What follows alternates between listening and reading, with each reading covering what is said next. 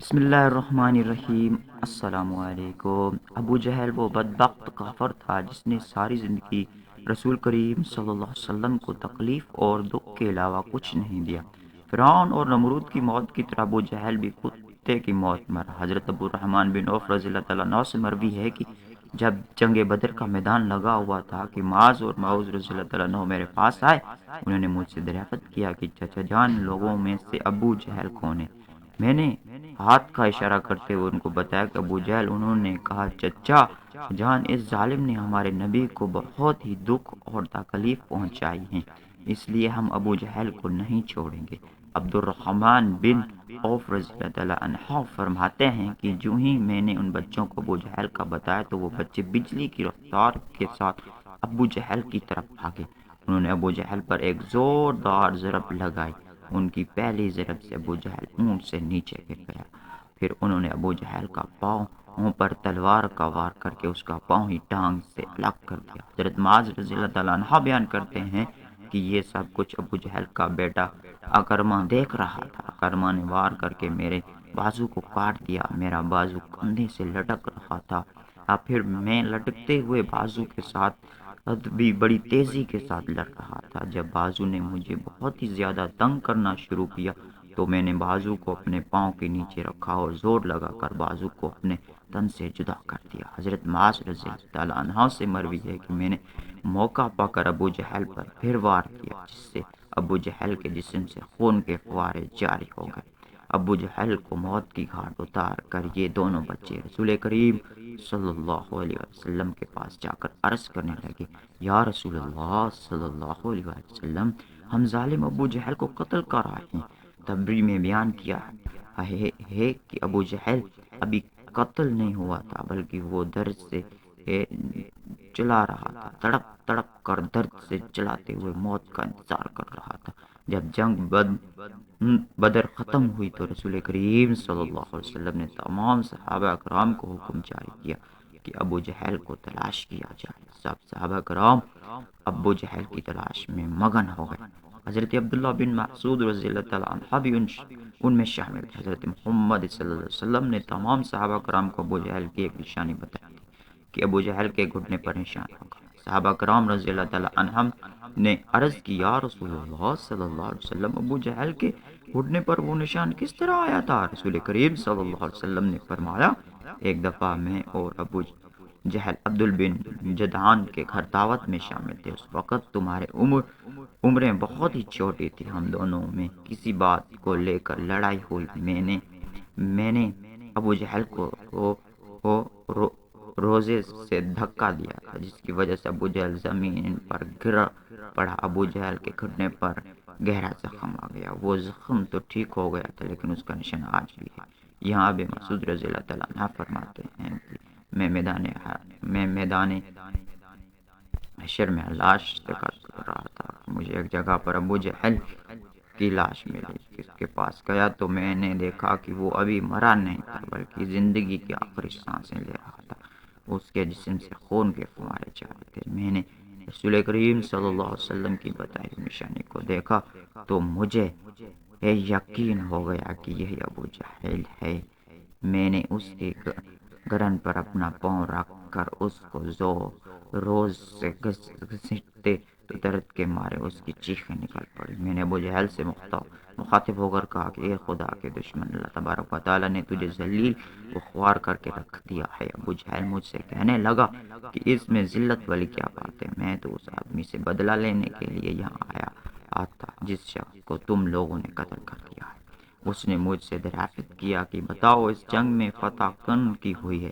میں نے کہا کہ اس جنگ میں فتح اللہ تعالیٰ کے سچے رسول کریم صلی اللہ علیہ وسلم کی ہوئی ہے۔ پھر اس نے کہا کہ اے ابن مسعود، چراہا ہے تو بہت ہی اونچی جگہ پہنچ گیا ہے۔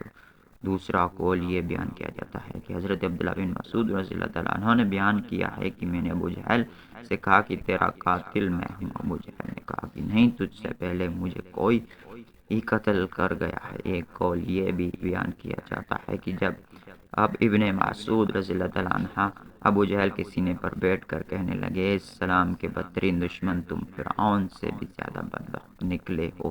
فرعون نے بھی مرتے وقت اپنی غلطیوں کو مان لیا تھا کہ میں غلط تھا، لیکن تم تو مرتے ہوئے اسلام کے خلاف بکواس کر رہے ہو۔ یہ سن کر ابو جہل نے جواب دیا کہ اپنے آقا محمد صلی اللہ علیہ وسلم کو میرا یہ پیغام دے دینا کہ ابو جہل تو اس دنیا سے چلا گیا، لیکن وہ یہ پیغام دے گیا ہے کہ حضرت محمد صلی اللہ علیہ وسلم کا سب سے بڑا دشمن ہے۔ ابو جہل کی زبان سے یہ سن کر میں نے ابو جہل کو تلوار بڑی اور اس سے ابو جہل کے جسم سے اس کا سر جدا کر کے رکھ دیا۔ فرماتے ہیں کہ میں نے جسم سے سر کو جدا کر کے نبی کریم صلی اللہ علیہ وسلم کے پاس لے گیا۔ میں آقا دو جہان صلی اللہ علیہ وسلم کی بارگاہ میں ابو جہل کا سر پیش کرتے ہوئے عرض کی، یا رسول اللہ صلی اللہ علیہ وآلہ وسلم، یہ لو ابو جہل کا سر۔ رسول کریم صلی اللہ علیہ وسلم نے فرمایا کہ قسم ہے اس ذات کی جس کے قبضے میں میری جان، بے شک یہی ابو جہل کا سر ہے۔ پھر آپ صلی اللہ علیہ وسلم نے ابو جہل کے سر کے پاس کھڑے ہو کر فرمانے لگے، یہ کافر ابو جہل اس کا امت کا سب سے خطرناک اور ظالم فرعون ہے۔ ہر امت میں ایک فرعون ہوتا ہے، جب میری امت کا فرعون ابو جہل تھا۔ اللہ تعالیٰ کا لاکھ لاکھ شکر ہے کہ یہ بے بدبخت ہلاک ہو گیا ہے۔ روایت میں اس طرح بیان کیا گیا ہے کہ رسول کریم صلی اللہ علیہ وسلم شکرانے کے نفل ادا کیے۔ رسول کریم صلی اللہ علیہ وسلم کے فرمانے پر ابو جہل کی لاش سر اور قریش کے 24 سرداروں کو ایک کنویں میں پھینک دیا گیا۔ اس کے بعد رسول کریم صلی اللہ علیہ وآلہ وسلم 3 دن میدان بدر میں رہے اور جاتے ہوئے اس کنویں پر بھی گئے تھے جہاں کفار مکہ کی لاشیں پھینکی گئی تھی۔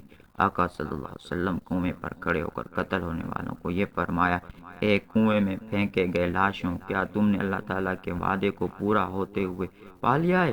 اللہ تعالیٰ کا وعدہ سچ ثابت ہو گیا۔ حضرت انس رضی اللہ تعالیٰ عنہ سے مروی ہے کہ رسول کریم صلی اللہ علیہ وسلم نے آدھی رات کے وقت ان تمام لاشوں کے نام لے کر فرمایا ہے، اے ابو جہل بن حشام، اے عتبہ بن ربیعہ۔ اس طرح نبی کریم صلی اللہ علیہ وسلم سب کنویں میں پھینکے گئے لاشوں کے نام لیتے ہوئے فرمایا کہ کیا تم نے رب کائنات کا وعدہ پورا ہوتے ہوئے دیکھ لیا ہے؟